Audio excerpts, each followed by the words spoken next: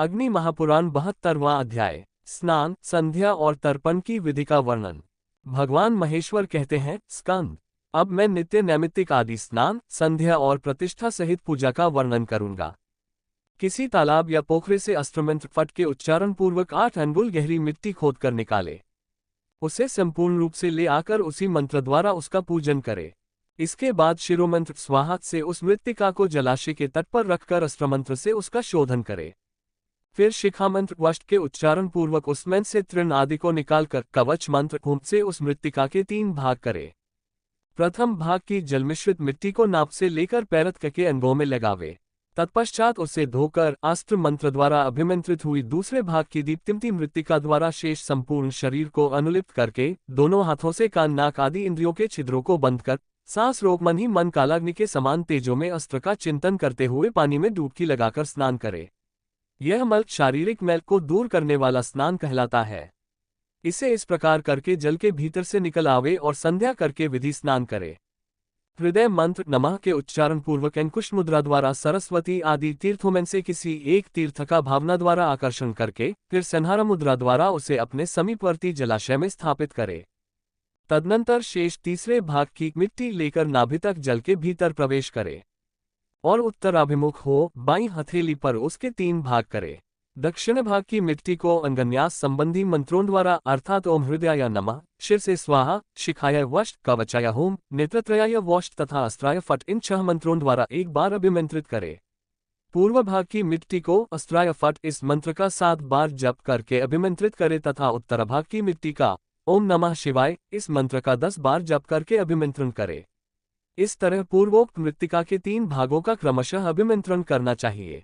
तत्पश्चात पहले उन मृत्तिकाओं में से थोड़ा थोड़ा सा भाग लेकर संपूर्ण दिशाओं में छोड़े। छोड़ते समय अस्त्राय हूं फट का जप करता रहे। इसके बाद ओम नमः शिवाय इस शिव मंत्र का तथा ओम सोमाय स्वाहा इस सोम मंत्र का जप करके जल में अपनी भुजाओं को घुमाकर उसे शिवतीर्थ स्वरूप बना दे तथा पूर्वोक्त अंगन्यास संबंधी मंत्रों का जप करते हुए उसे मस्तक से लेकर पैरत के सारे अंगों में लगावे।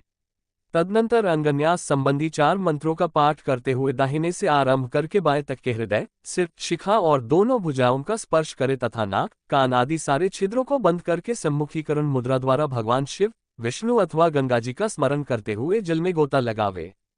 ओम हृदयाय नमः, शिर से स्वाहा, शिखाय वष्ट, कवचाय होम, नेत्रत्रयाय वष्ट तथा अस्त्राय फट इन शंख संबंधी मंत्रों का उच्चारण करके जल में स्थित हो बाएं और दाएं हाथ दोनों को मिलाकर कुंभ मुद्रा द्वारा अभिषेक करे। फिर रक्षा के लिए पूर्वादि दिशाओं में जल छोड़े। सुगंध और आंवला आदि राजोचित उपचार से स्नान करे। स्नान के पश्चात जल से बाहर निकलकर संहारिणी मुद्रा द्वारा उस तीर्थ का उपसंहार करे। इसके बाद विधि विधान से शुद्ध संहिता मंत्र से अभिमंत्रित तथा निवृत्ति आदि के द्वारा शोधित भस्म से स्नान करे। ओम अस्त्राय हूं फट इस मंत्र का उच्चारण करके सिर से पैर तक भस्मा द्वारा मल स्नान करके फिर विधिपूर्वक शुद्ध स्नान करे। ईशान, तत्पुरुष, अघोर, गुह्यक या वामदेव तथा सद्योजात संबंधी मंत्रों द्वारा क्रमशः मस्तक, मुख, हृदय, गुह्यांग तथा शरीर के अन्य अवयवों में उद्वर्तन अनुलेप लगाना चाहिए। तीनों संध्याओं के समय, निशीथकाल में, वर्षा के पहले और पीछे सोकर, खाकर, पानी पीकर तथा अन्य आवश्यक कार्य करके आग्नेय स्नान करना चाहिए। स्त्री, नपुंसक, शूद्र, बिल्ली, शव और चूहे का स्पर्श हो जाने पर भी आग्नेय स्नान का विधान है। चुल्लू भर पवित्र जल पी ले, यही आग्नेय स्नान है। सूर्य की किरणों के दिखाई देते समय यदि आकाश से जल की वर्षा हो रही हो तो पूर्वाभिमुख हो दोनों भुजाएं ऊपर उठाकर ईशान मंत्र का उच्चारण करते हुए 7 पग चलकर उस वर्षा के जल से स्नान करे। ये महेंद्र स्नान कहलाता है। गौओं के समूह के मध्य भाग में स्थित हो उनकी खुरों से खुदकर ऊपर को उड़ी हुई धूल से इष्टदेव संबंधी मूल मंत्र का जप करते हुए अथवा कवच मंत्र होम का जप करते हुए जो स्नान किया जाता है उसे पवन स्नान कहते हैं। सद्योजात आदि मंत्रों के उच्चारण पूर्वक जो जल से अभिषेक किया जाता है उसे मंत्र स्नान कहते हैं। इसी प्रकार वरुण देवता और अग्निदेवता संबंधी मंत्रों से भी यह स्नान कर्म संपन्न किया जाता है। मन ही मन मूल मंत्र का उच्चारण करके प्राणायाम पूर्वक मानसिक स्नान करना चाहिए। इसका सर्वत्र विधान है। विष्णु देवता आदि से संबंध रखने वाले कार्यों में उन देवताओं के मंत्रों से ही स्नान करावे। कार्तिकेय, अब मैं विभिन्न मंत्रों द्वारा संध्या विधि का सम्यक वर्णन करूंगा। भली भांति देखभाल कर ब्रह्मतीर्थ से 3 बार जल का मंत्रपाठ पूर्वक आचमन करे। आचमन काल में आत्मतत्व, विद्यातत्व और शिवतत्व इन शब्दों के अंत में नमः सहित स्वाहा शब्द जोड़कर मंत्रपाठ करना चाहिए। यथा ओम आत्मतत्वाय नमः स्वाहा, ओम विद्यातत्वाय नमः स्वाहा, ओम शिवतत्वाय नमः स्वाहा। इन मंत्रों से आचमन करने के पश्चात मुख, नासिका, नेत्र और कानों का स्पर्श करें। फिर प्राणायाम द्वारा सक्लीकरण की क्रिया संपन्न करके स्थिरतापूर्वक बैठ जाए। इसके बाद मंत्र साधक पुरुष मन ही मन 3 बार शिव संहिता की आवृत्ति करे और आचमन एवं अंगन्यास करके प्रातःकाल ब्राह्मी संध्या का इस प्रकार ध्यान करे। संध्या देवी प्रातःकाल ब्रह्म शक्ति के रूप में उपस्थित हैं। हंस पर आरूढ़ हो कमल के आसन पर विराजमान है। उनकी अंकौंती लाल है। वे 4 मुख और 4 भुजाएं धारण करती हैं। उनके दाहिने हाथों में कमल और स्फटिकाक्ष की माला तथा बाएं हाथों में दंड एवं कमंडलू शोभा पाते हैं। मध्याह्न काल में वैष्णवी शक्ति के रूप में संध्या का ध्यान करें। वे गरुड़ की पीठ पर बिछे हुए कमल के आसन पर विराजमान हैं। उनकी अंकौंती श्वेत है। वे अपने बाएं हाथों में शंख और चक्र धारण करती हैं तथा दाएं हाथों में गदा एवं अभय की मुद्रा से सुशोभित हैं। सायंकाल में संध्या देवी का रुद्र शक्ति के रूप में ध्यान करें। वे वृषभ की पीठ पर बिछे हुए कमल के आसन पर बैठी हैं। उनके 3 नेत्र हैं। वे मस्तक पर अर्धचंद्र के मुकुट से विभूषित हैं। दाहिने हाथों में त्रिशूल और रुद्राक्ष धारण करती हैं और बाएं हाथों में अभय एवं शक्ति से सुशोभित हैं। ये संध्याएं कर्मों की साक्षिणी हैं। अपने आप को उनकी प्रभा से अनुगत समझे। इन 3 के अतिरिक्त एक चौथी संध्या है जो केवल ज्ञानी के लिए है। उसका आधी रात के आरंभ में बोधात्मक साक्षात्कार होता है। ये 3 संध्याएं क्रमशः हृदय, बिंदु और ब्रह्मरंध्र में स्थित हैं। चौथी संध्या का कोई रूप नहीं है। वह परमशिव में विराजमान है। क्योंकि वह शिव सबसे परे है, इसलिए इसे परमा संध्या कहते हैं। तर्जनी अंगुली के मूल भाग में पितरों का, कनिष्ठा के मूल भाग में प्रजापति का, अंगुष्ठ के मूल भाग में ब्रह्मा का और हाथ के अग्रभाग में देवताओं का तीर्थ है। दाहिने हाथ की हथेली में अग्नि का, बाईं हथेली में सोम का तथा अंगुलियों के सभी पर्वों एवं संधियों में ऋषियों का तीर्थ है।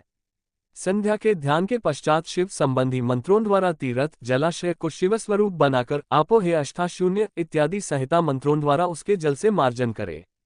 बाएं हाथ पर तीर्थ के जल को गिराकर उसे रोके रहे और दाहिने हाथ से मंत्रपाठ पूर्वक क्रमशः सिर का सेचन करना मार्जन कहलाता है। इसके बाद अघमर्षण करें। दाहिने हाथ के दोने में रखे हुए बोधरूप शिव में जल को नासिका के समीप ले जाकर बायो एडा नाड़ी द्वारा सांस को खींचकर रोके और भीतर से काले रंग के पाप एक पुरुष को दाहिनी पिंगला नाड़ी द्वारा बाहर निकालकर उस जल में स्थापित करे। फिर उस पापयुक्त जल को हथेली द्वारा वज्रमयी शिला की भावना करके उस पर दे मारे। इससे अघमर्षण कर्म संपन्न होता है। तदनंतर कुश, पुष्प, अक्षत और जल से युक्त अर्ध्यांजलि लेकर उसे ओम नमः शिवाय स्वाहा इस मंत्र से भगवान व शिव को समर्पित करे और यथाशक्ति गायत्री मंत्र का जप करे। अब मैं तर्पण की विधि का वर्णन करूंगा। देवताओं के लिए देवतीर्थ से उनके नाम मंत्र के उच्चारण पूर्वक तर्पण करे। ओम हूँ शिवाय स्वाहा ऐसा कहकर शिव का तर्पण करे। इसी प्रकार अन्य देवताओं को भी उनके स्वाहायुक्त नाम लेकर जल से तृप्त करना चाहिए। ओम हा हृदयाय नमः, ओम ही शिर से स्वाहा, ओम हूँ शिखाय वष्ट, ओम है कवचाय होम, ओम हो नेत्रत्रयाय वोष्ट, ओम हा अस्त्राय फट। इन वाक्यों को क्रमशः पढ़कर हृदय, सिर, शिखा, कवच, नेत्र एवं अस्त्र विषयक न्यास करना चाहिए। 8 देवगुणों को उनके नाम के अंत में नमः पद जोड़कर तर्पणार्थ जल अर्पित करना चाहिए। यथा ओम हा आदित्येभ्यो नमः, ओम हा वसुभ्यो नमः, ओम हा रुद्रेभ्यो नमः, ओम हा विश्वेभ्यो देवेभ्यो नमः, ओम हा मरुभ्यो नमः, ओम हा भरिगुभ्यो नमः, ओम हा अंगिरोभ्यो नमः। तत्पश्चात जनेऊ को कंठ में माला की भांति धारण करके ऋषियों का तर्पण करे।